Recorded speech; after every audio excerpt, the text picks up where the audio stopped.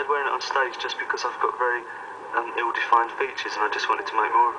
So it's not so much vanity, I don't think, because it's a bit too odd to be vanity. It's more theatricality. Robert Smith's image was incredibly important to The Cure's popularity, I think.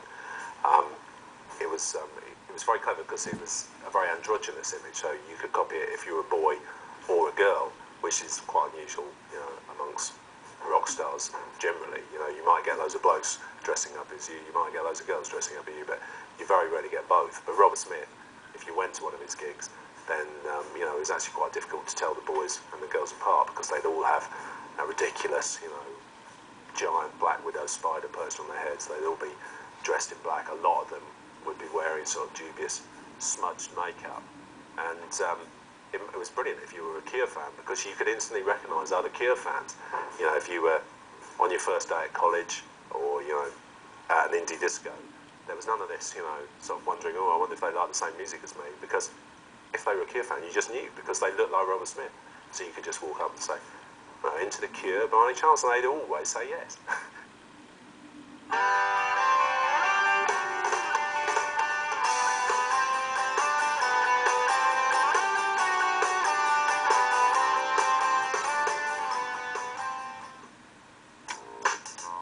The tensions within The Cure that surfaced during Smith's flirtation with the Banshees came to a head in late 1979. Smith felt that an irreconcilable breach had developed between he and Dempsey was ejected from the band to be replaced by Smith's longtime friend Simon Gallup. Keyboard player Matthew Hartley was asked to join the group, and in early 1980 the new four-piece began recording their second studio album, 17 Seconds. Standout track A Forest earned high praise from the music press. Killing an Arab is the one that's been, from the start, has been a really famous song. But Boys Don't Cry is the first kind of hit, and that's the one that kind of crossed them over quite a lot. But for me, the one song that really defines The Cure for me personally is A Forest. It's just got everything that's great about The Cure. It's very sparse.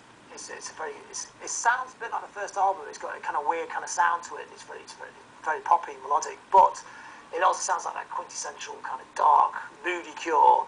That kind of, and it's got that kind of weird kind of dream, childlike dream kind of feel to it. It's very, I say modern, but I mean late 70s kind of piece of psychedelia. It's kind of very post-punk psychedelic. It's a very black and white kind of sound to it. And it sounds like it come from any kind of period in their career, it would fit in any album. So to me, A Forest is definitely the quintessential Cure track. I mean, for me, the big one that really changed my whole mind about The Cure was A Forest. And I just thought that was a wonderful combination of spooky guitars and a dream voice, and there a formula seemed to be developing. Yeah, the voice, the guitar, and also an image that seemed very specific to Robert Smith and his mental state. You know, his mental state is always a key factor in a Cure song. The combination of quite ordinariness, really, down-to-earthness, and yet something very strange and bizarre and far-fetched. So he's quite rooted in a funny sort of way, but he's also completely, you know, off his head. And I guess that was the moment when I first started to notice that was an interesting tension.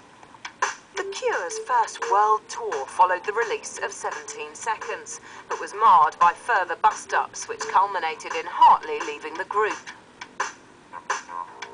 Reformed as a three-piece, The Cure began work on their next album, Faith.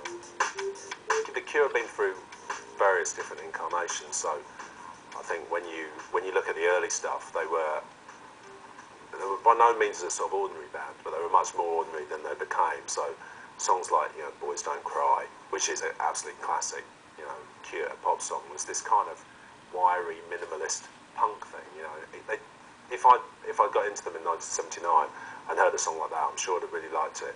But in a way, you wouldn't have thought that this was a band that was going to go on to make, you know, 10 albums and become one of the biggest bands in the world. They seemed like a quirky British thing, their early stuff. It was when they got into the real gloomy stuff, Faith, Pornography, that was when the band really started to sort of resonate with a wider fan base. Like Faith, which to me was, you know, when it started to become interesting, there was a seriousness about the way that they were using sound, you know, so they could obviously write these kind of very haunting and attractive pop songs, and Like a Forest was so seductive, and it seemed to have that combination of being about sound, pure sound coming out of Eno and Bowie, but also the idea of the pop song coming out of the more sort of stranger end of David Bowie. And I guess because Diamond Dogs was almost an original example of what became known as the Gothic sound. You know, Diamond Dogs was almost ground zero for that, in a way, you know, along with the American band The Doors. You know, those were the two areas where it began. And so it was when the Cure started to really kind of get that sense that they had their own identity coming out of something that was interesting. But it was, you know, a mix. You know, Bowie kind of jumped from one thing to the other. The Cure seemed to put it all in one place. So there were these, you know, gorgeous soundscapes and occasionally these ravishing pop songs.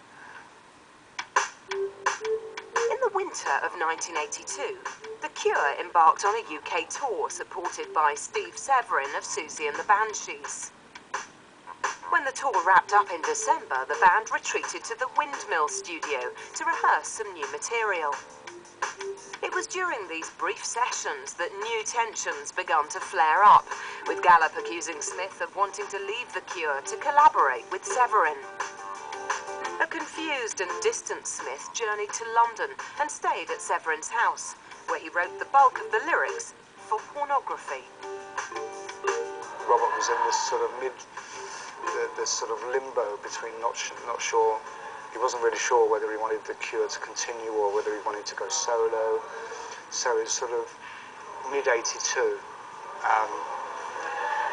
And he just used to turn up on my doorstep at, you know, Friday night with a crate of different sort of beverages. And he'd sit there making cocktails, and we'd talk and watch videos because I'd just got a video player. Him and Severin sort of became quite good buddies and had all sorts of you know, experiments with psychedelia music, and I suppose took a lot of acid together and kind of lived quite an extreme life and found connections with things they were interested in. I think, you know, the darker side of David Bowie, Robert Smith sort of mapped onto Severin's kind of appreciation of truly dark things in life and the Edgar Allan Poe and everything. And I suppose they did find a way to fit into the same glove, which was kind of interesting.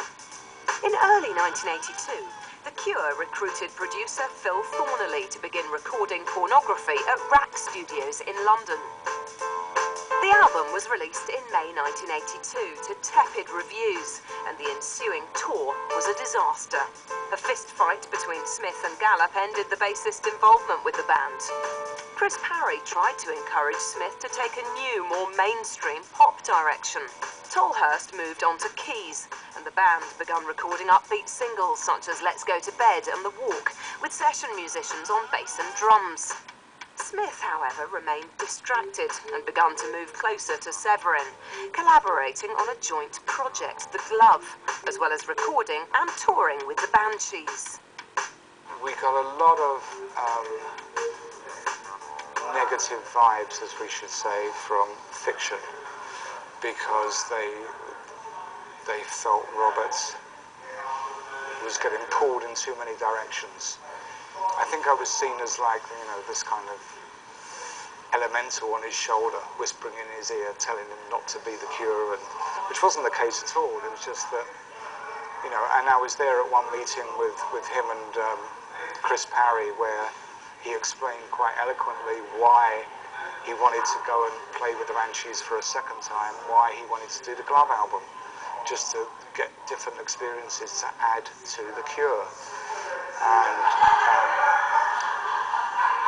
but I think Chris was very nervous that he was going to go off and leave The Cure behind and join the Banshees permanently. So there was this tug of war going on, which manifested itself more during the recording of the Banshees album Hyena in '84 that we did with Robert. The actual Glove sessions were they left us alone. You know, they never thought, you know, it was kind of like, oh, let the two boys have their holiday and, you know, they'll come back to their senses eventually.